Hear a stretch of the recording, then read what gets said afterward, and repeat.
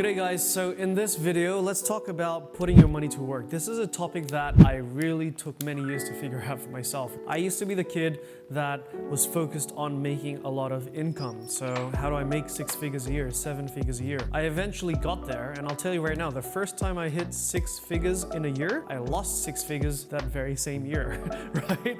And the reason is because at the end of the day, what makes you rich is not the income you generate, but what you do with it once you have it so that it works for you. So it's investing basically. Because at the end of the day, when you measure how rich are people, you're not measuring their income, you're measuring how many houses do they have, how many cars do they have, how many businesses do they have, and so forth, and what's the value of all those things that they hold and own. So knowing that, okay, so today, 2022, heading into 2023 now, what are some things you can consider when choosing what to invest in? Obviously, this is not financial advice or investment advice, just opinion and sharing for education purposes. But that being said, I honestly believe that now that I'm in the position where I am now, even if you're earning just $500 extra savings that you can actually save without eating into it, you can actually make $1 million. And the reason for that is this: before I talk about what to invest in, and you can see the notes here, you have to actually look at, well, if I want to turn, let's not hit $1 million just yet. Let's just talk about $500 turning into 100K, right? How many steps do you need to double your 500 to break over $100,000? Do you know the answer? The answer is this. First step, it doubles to 1,000. So that's step number 1. Number 2, it goes to 2,000, and then it becomes 4, and then it becomes 8, 16, 32, 64, 128. So that's 1, 2, 3, 4, 5, 6, 7, 8. 8 steps of doubling your money. $500 has already broken $100,000. It's become $128,000. So in concept, if you can find ways to double your money over and over and over again, you're gonna very quickly outperform how much you could make working for it. Does that make sense? Right? And so that's in theory. In theory, investing adds up and becomes way bigger than what you can possibly earn working for it. Now we go, okay, so what do we invest in? What doubles very quickly? The quickest forms of investment are active ones. This is the one where you spend your money, but you have to put in extra stuff, your time, your attention, your energy, to make that investment work for you. So we got here 4 S's: skills, so taking up a course. Like, what's the cheapest way to make $1 million? Like, what's the best investment? Buying education, buying skills with it. So if I don't understand about Google Ads, I'll pay for a course to understand Google Ads. If I don't understand how to make a website, I'll pay a course to learn how to make a website. If I don't understand how to, buy your skills. You get the point. The next is systems. So is there an existing system I can plug into my current business or line of work that can streamline everything, make me save more time and produce more? So for example, take a very simple one, like the current business that we're running, which is MindStack. That's a crypto mining business. We started off running machines the normal way of running machines. We buy crypto mining machines, we run it, we make passive income off of it. And then we figured, can we add systems to boost the produce of these machines, which is we ended up getting into things like liquid cooling and stuff like that to make our machines run better and earn more money. So that's an investment that needed us to do something to make it work, but it instantly produced a significant extra output on the back end. Other types of systems. Can I buy a sales system from another company that already has IP, intellectual property, where if I plug that into my system, it's gonna just boost my results? So buying a system, staff, hiring people. If you're a solo operator doing everything by yourself, I was a solo operator for many, many years. I was a very good one. I think I'm one of the few people I know that can do everything from building a website, making videos, editing videos, creating content, doing copywriting, selling to people, marketing, running ads. I can do all of that by myself. And I did that for many years. But it was one experience where I was like, I can't do this by myself. I'm burning out. So I ended up getting staff and getting very good at getting quality stuff to leverage off of the team's power to grow exponentially as well. So you'll need this as well to make it work. Skills. You'll also need systems, because how do you make your staff work for you? You need to create incentives where they profit because they're doing a good job. The richer they can become because they're doing a good job, the more motivated they'll be to do the work for you naturally, without having to resort to being a bad boss, right? Effectively. So that's your staff investment there. And then your software investments. Like these days you got AI that can write copy for you. There's this one called, I was just sharing this with my videographer today.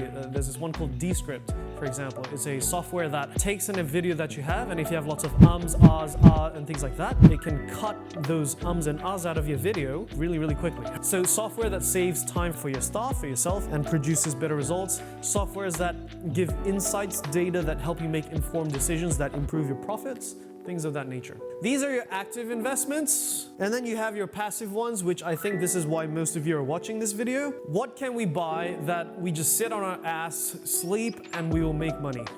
You have a few criteria in picking, okay? These are my personal criteria. It has to beat real inflation. A interest-bearing savings account or a deposit account is not a asset that beats real inflation. It must earn less because that's how banks make their money. One of the ways. So you need an asset that beats real inflation, which is more than what they report. And I'll give examples of this. Like I live in Indonesia right now, and over here they just recently forced people to buy the premium grade of petrol. So it used to be that you could buy the lower grade, I think it's 87 octane gas or petrol, and that used to be really cheap, like 50 US cents per liter. And then now with the fuel crisis and everything, they're forcing everybody to buy at the minimum, I think it was like 91 or I think it's 92 octane, and the price of that fuel just went up to $1.20 US dollars, $1.20 ish, somewhere there. And so that represents pretty much a double price in the cost of fuel, but real inflation only reports that the same grade of fuel went up by 50%. So 50 cents went up to 70 cents, 66 cents. So it's like a 30-40% increase officially. But the thing is, the main populace can't buy the low-grade fuel. They have to buy the high-grade fuel now. So it's effectively a double inflation rate. And things like that happen everywhere. And so the real inflation rate is something around 15 to 20% per year. That's an average over the last, however many decades. You plot that into the future, and that gives you the real performance that your asset should produce. Now, on this basis, you only have a few assets. You have gold, although it's been a lackluster asset for the last 15 odd years. Historically, if we're talking like 100 years, then gold does have that performance. You have property, you have indexes, which is your ETFs, your S&P 500s, and so forth. You have crypto, which is the top performer out of all of them, performance-wise, specifically Bitcoin and Ethereum. And then you have other ones, which are questionable. You have oil as a possible option, and you have things like micro-cap stocks and more risky ventures, and risky in the sense that if you don't know what you're doing, you can't lose money. So I'll rub these ones out, but you've only got a few options there that meet the bill. All right. Oh, and another one, sorry, business. That's another one. Buying businesses. All right, so you got that criteria, then you go surviving time. What I mean is, you need an asset that you can eventually will down to your kids. There's no point in buying something that doesn't exist 10 years from now. Because the whole point of passive investment is to buy it once, forget about it, and then when you need to, because you want to marry, you want to pay for kids' college, or you want to, retire, you can just know that the thing is still there. Now, publicly listed companies, if you buy a random share of a company that's publicly listed, it used to be that the average publicly listed company will stay alive for around 60 years before it gets insolvent and goes bust. These days, in the 21st century, the average life of a publicly listed company is 15 years, I think. 16 or 18 years, something like that. Around 15 years anyway. So buying a random publicly listed company is not a good option. Instead, the better option is to get an index of shares, which is grab a little bit of every top 500 company, or if you're talking about NASDAQ, it's different criteria. Get a little bit of a bunch of companies, and if any one of them goes bust, that's okay, because on average, all of them are gonna go up. So you're betting on the entire economy.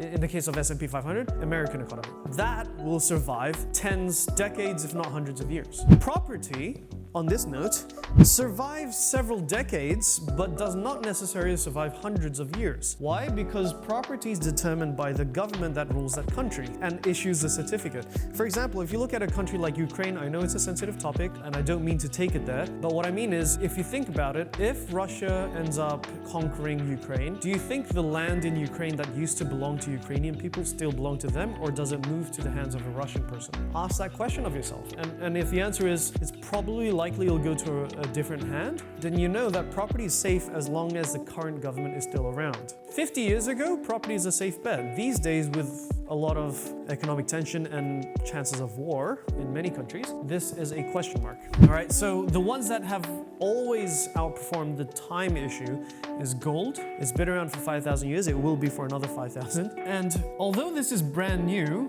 crypto has all the characteristics of an asset that outperforms time. So that's stuff you can research in your own time, and we'll talk about it more in our channel as well. But that's why for us, crypto meets the bill there. Quick to cash in, meaning you don't need to wait a long time to get cash out of your asset at a fair price. Gold, no questions asked. You can sell it anywhere, in any country, people will take it. Property, the only way you can cash out property is by taking debt on it really quick. Even that takes a month or two to process. If you sell it, unless you have a really hot property, expect it to stay on the market for a month, 2 months, maybe more. So this does not meet the bill of quick to cash in. Crypto, quick to cash in anywhere in the world. You know, I've seen tweets where people that were in Ukraine, they couldn't access any of their savings, they couldn't use their credit card.